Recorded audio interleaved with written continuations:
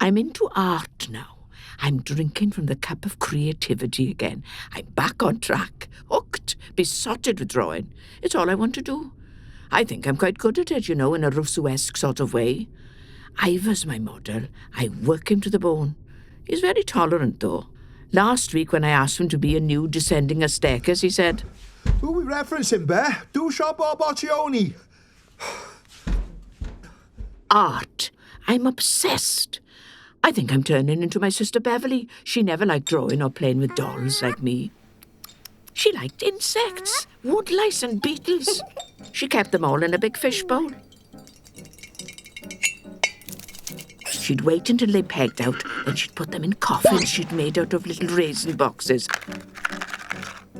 Then she'd bury them in the garden.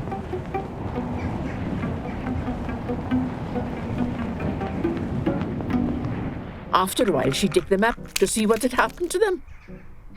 She was really obsessed. Melvin lived next door, and one day, Bev borrowed his favourite train set so that her pet mouse Peter could ride in it. She'd bribed him with the promise of sexual favours. Bev forced the mouse to drive the train, but she soon got bored with that.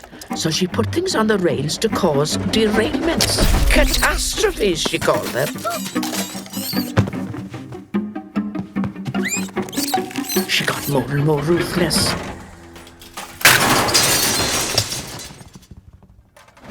Finally, she tried to blow up the level crossing with a firework.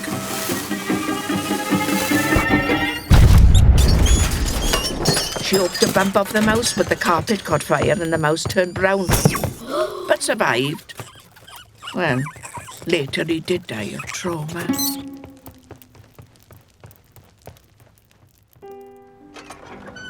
She gave the mouse the works. A state funeral into the garden. She played Ravel's Pavane for a dead Infanta on Dad's Dunsette record player. She made us all wear black.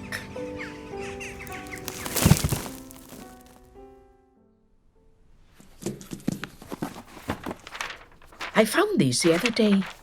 My first drawings. Oh, I used to draw all the time. I just couldn't stop. The walls of my bedroom were completely covered with my drawings. I don't know, it was like a drug. I used to get into trouble at school for drawing all the time instead of doing proper work. Once I got caught drawing out teacher Miss Maps in the nude. She knew it was her. She recognized the hairs poking through the holes in her stockings. She just went quiet like a mouse. Oh, yeah. Miss Maps. Drawing's all I ever think about now. I draw all the time. But I still make things for people too. But that last jumper I knitted for Edie's little girl, well... It's lovely, Beryl. It's really artistic. Only I never saw her actually wearing it. All I ever wanted to do was to go to art school, be creative, have a career, but then I got pregnant with Colin. Oh! Yeah, Colin. Another obsessive in the family. One day when he was young, he brought home this pigeon. It couldn't fly, it had a broken wing. He called it Percy. Oh, Colin adored Percy. They were inseparable. He did everything for him. It was a love affair. He even hoisted him up on the clothesline so he could relate to other birds.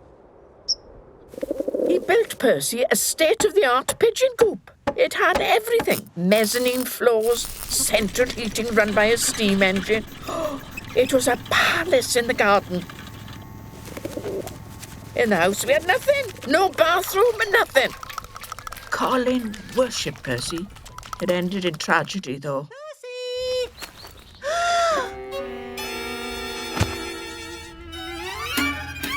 He saw the culprit. Colin vowed revenge. The crossbow we made was precision built. The arrows had Percy's feathers in them. He practiced firing at a particular piece of wall and waited. And waited. Colin shot the cat. It landed in a neighbour's garden.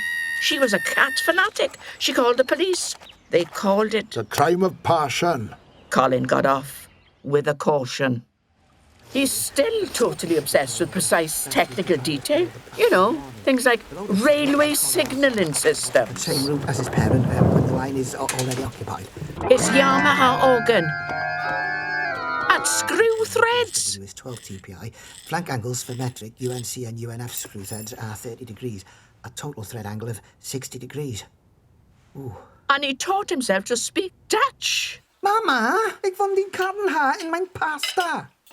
I can't believe he's 38 and still lives at home with us. I wish he could himself a bloody girlfriend like a normal bloke. Move! Oh, hurry up. Yeah, obsession. The whole family's obsessed with something. Colin, Beverly, now me. Move! I blame our grandma's influence. She was obsessed too with pickling. Gran preserved everything, pickled in big jars. Cabbage, eggs, pig's trotters, cow's tongues, lamb's cheeks. Nothing was safe from her.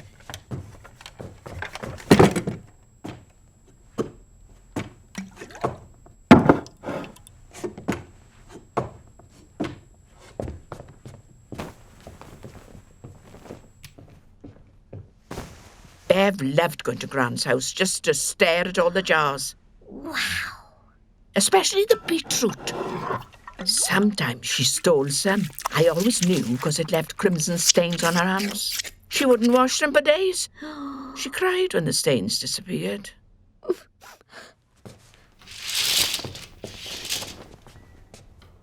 When Grandma died, the woman next door came in and laid her out on the table in the living room. She put pennies on her eyes and a bucket underneath the table with holy water in it.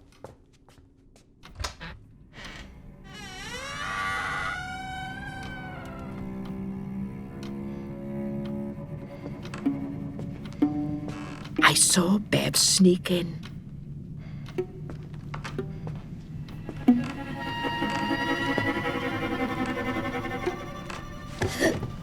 She stayed in there for hours, just staring and fiddling with Gran's body.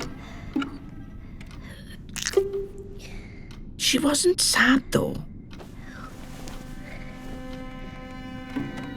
When she came out, she said, I kicked the bucket too. Mum did think Bev was a bit strange, though. Well, we all did. She was quite weird, though. Like when we went to the seaside, she never wanted to play on the beach with me. She always went to the cockle stall to stare at all the pickled fish. She was entranced. Ooh. She saved up to buy a jar of jelly deals. She never actually ate them, though. She just brought them out on special occasions to look at. I used to find decaying food in her room, hidden in drawers. When I asked her about it, all she said was, There's bread in the British Museum that's 2,000 years old. It's fantastic, Bear. she made a necklace out of old, dried-up carrots with rhinestones stuck in them. She wore it to a 10th birthday party with earrings made out of dead wasps. I drew ponies in my scrapbook, but Bev had photos of mausoleums, mummies and tombs. Vladimir. She told me she had dreams of meeting Lenin in his tomb in Moscow. She idolized him.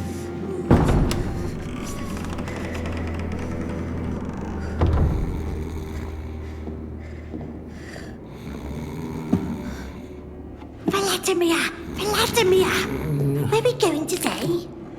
Ah, Beverly. Engel mooi. Sorry, I was dreaming I was in London on Primrose Hill eating ice cream. Can we go to Cum and have my favourite pierogi? Of course, Beverly. We can't go there now. Take my hand. Are we nearly there? Of course, it was all fantasy, but she was obsessed with him. She even joined the Young Communist League to get a free trip to Moscow to see his tomb. But the bus only went as far as East Berlin. So Bev quit the party in disgust. The That's the thing about Bev. She always went for it. Oh, fanatical. Oh. Was it acting twin secondum till I'd run it here? It is the twin kid this week that with the deadline missing, ma'am. Bloody hell, Colin. This is a seminal piece. My first dynamic self-portrait. I'm asserting my identity, making my physical mark. It's a new dawn for me, like Bev had when she discovered Trigger.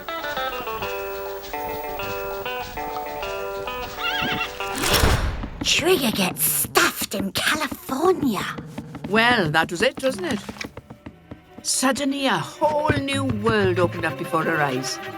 Bev stuffed everything after that.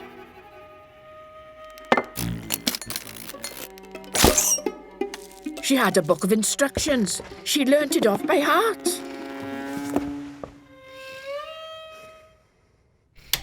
When our dog Rudy died, she stuffed him too.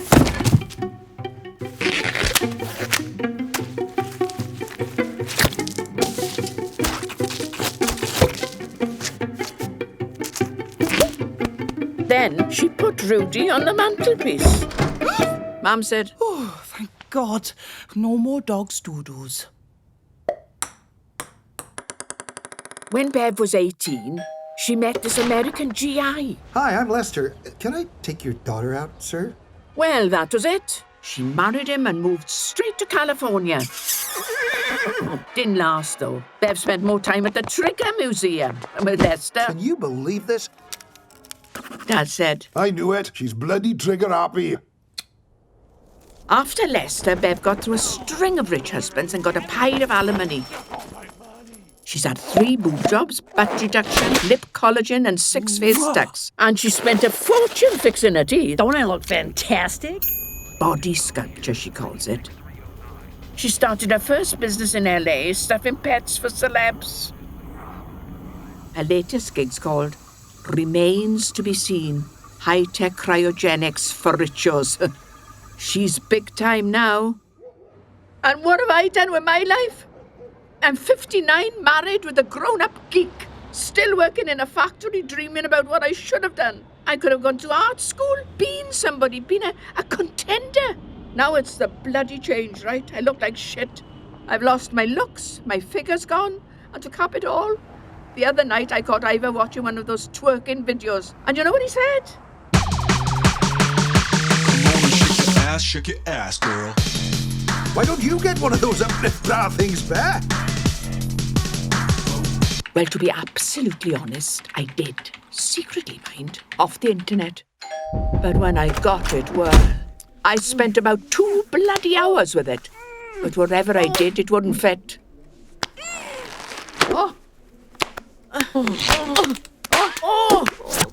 Oh, fuck it.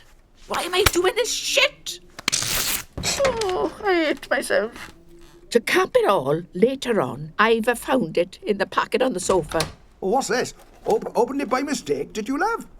Oh, must be for the girl next door. I'll just take it round, should I? Oh, you didn't try it on, did you, Bear? You did, didn't you? That's it. I need a hit of Bev. She's my rock. Hi, hon. You okay? I don't know, Bev. I just lost focus, you know. I got distracted. Don't worry about it, Bear. You just gotta take control. It's your life. I mean, look at me, Bear. It's real tough sometimes, but I keep pushing. Oh, sorry, hon. I gotta take this. Well, hi. Thank you for getting back to me. I hear you want to freeze your mother. Did you like your mother? We have an economy deal. I'm sorry, can you hold? Bear, check me out for Christ's sake. Don't I look fabulous? I'm sculpting myself, my own body. I'm an exhibit, right? I'm a living gallery. My body is my art. I gotta go, hon. Just go for it. What are you waiting for? Mwah. She's right, though. I just gotta go for it. No more arsing about. Ivor! How are we doing this, Bear? Walking or running? Dynamis knife, velocity, energy, speed, love. I want speed. Here we go. Oh dear God!